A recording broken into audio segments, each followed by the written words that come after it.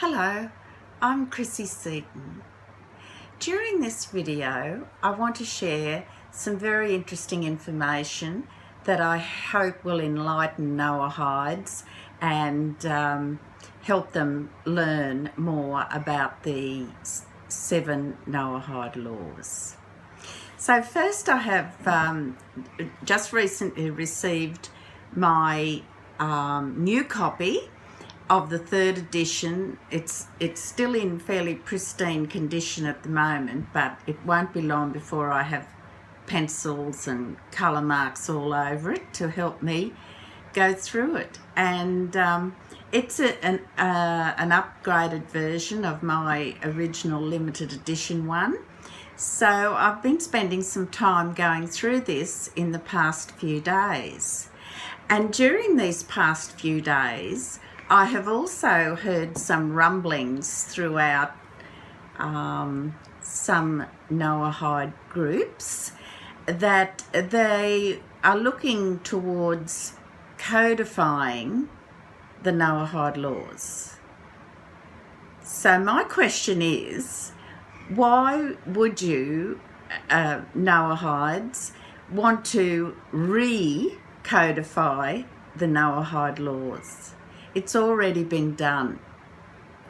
And that has been done by Rabbi Moshe Weiner, and it began back in probably around 2005. There was a couple of years spent in discussion and planning, etc., and writing and gathering the beginnings of this book. And it was first printed in Hebrew, and it was the Sefer Sheva Mitzvah Hashem, and there were 3 volumes to it. And ideally its purpose was to teach and encourage the Jews and also other rabbis and learned people about the importance of the Noahide laws and what constituted those Noahide laws. Now, I want to pause here and just give you something to think about. When you write a book such as this, there's over 700 pages in it. It's not a novel. So what is entailed in gathering and putting together and publishing work such as this? Well, first of all, it is a scholarly book. And in order to prepare, research and write such a book, you yourself as the author or co-author need to have access to other very learned resources, that is, other scholars and their works that have been previously published, perhaps. You must also have profound wisdom, an outstanding intellectual capacity. You've already accomplished years of your own study, so there's a colossus of knowledge there. And last but not least, you need to have courage, conviction, and endurance.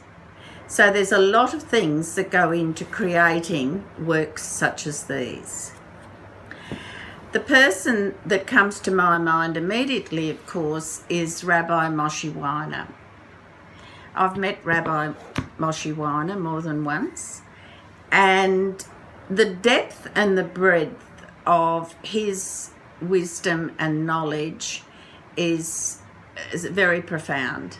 I can't emphasize that enough. And I recall the first time I ever listened to Rabbi Weiner, it was at a conference, and he was in the process of describing to the delegates there the depth and breadth of Hashem in our lives, around us, in society, etc. And he described it as our loving Father is always accessible. He's accessible to us all, anytime, anywhere. He went on to say, and I hope I'm quoting these words fairly much verbatim, he said, our loving Father is accessible. He will sit down in the dirt and play marbles with you. He will sit down in the dirt and play marbles with you. I've never forgotten those words, and I remember them pretty much nearly every day, because when Rabbi Weiner used that phrase or that expression, it just, first of all, it brought memories back to me because I loved to play marbles when I was a child. But secondly, it just brought Hashem, our God, our one and only God, he's around us, he's here, he's there, accessible to us at any time, sees and hears all we do, wants to see us doing well, wants to even be there when we're having a game of marbles. When Rabbi Weiner enters a room or starts to speak, he inspires confidence immediately in you. His humility and his unassuming manner, and also it creates within each person, or certainly within me, a great desire to learn, because here's a man that hasn't stopped learning. And I think that's very important to say that right now. In this book, The Divine Code, there is over 2,000 references to other sources and explanations. 2,000 references, more than that. 700 pages, along with numerous letters of approbation. That means letters of approval, letters of praise, encouragement. So this is the sort of thing that is a lifetime work. So I have heard people say, oh, in my opinion, I don't like the Divine Code, or in my opinion, I don't like such and such, or what have you. Well, that is an opinion. But in order to form a proper opinion, or perhaps to review or to critique this scholarly work, I would suggest that first you must be very familiar with these said writings or this book, its content, and that would require what is called a peer review. So that's a lot different to a personal opinion.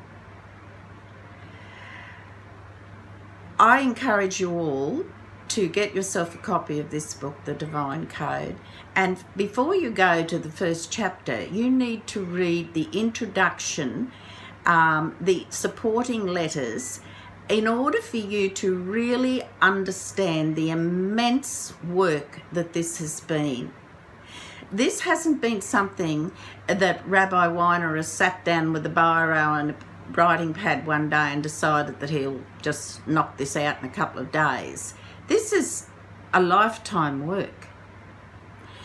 So in order for you to be able to peer review and develop a scholarly critique, you must first of all be equal to not and in the same degree of knowledge as the person who has written the work and conducted the research that has gone into creating this work. I've spent 50 years of nursing. I've read a lot of research papers and books, etc., so I do know what I'm talking about here. You've got to have a depth of knowledge yourself before you can provide a peer review or an educated critique.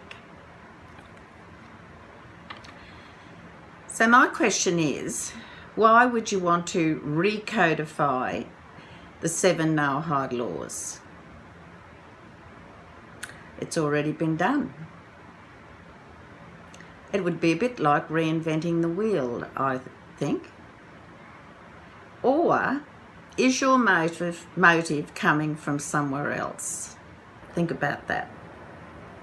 So I say to all Noahides out there, or those of you who are considering learning more about the Noahide Code, to first go to this brilliant work. What you decide afterwards is up to you. But don't discard this work as I don't like it or I don't agree with it. Well, you may not agree with it, but your disagreement doesn't mean to say it's truth either. So to Noahides and the rabbis out there, I say first read and digest this magnificent work. It has a wealth of information, and do that before you draw any conclusions or listen to second-hand opinions. I know I sound very passionate, although I don't particularly like that word. When someone says they're passionate, I always think they're a little bit off the reality scale. But I have a great respect for the person who wrote this. I have a tremendous trust in what is contained within the divine code, and I check everything with that. I hope that what I have said and have tried to explain to you will resonate with you out there. So please don't think that you need to recodify the 7 Noahide laws. I can't imagine where you would even begin, because when you read the introductions and explanations before you get to the first chapter, you will understand how many resources had to be accessed, how many discussions with other scholars took place, how much depth was gone into every paragraph and sentence that went into this book.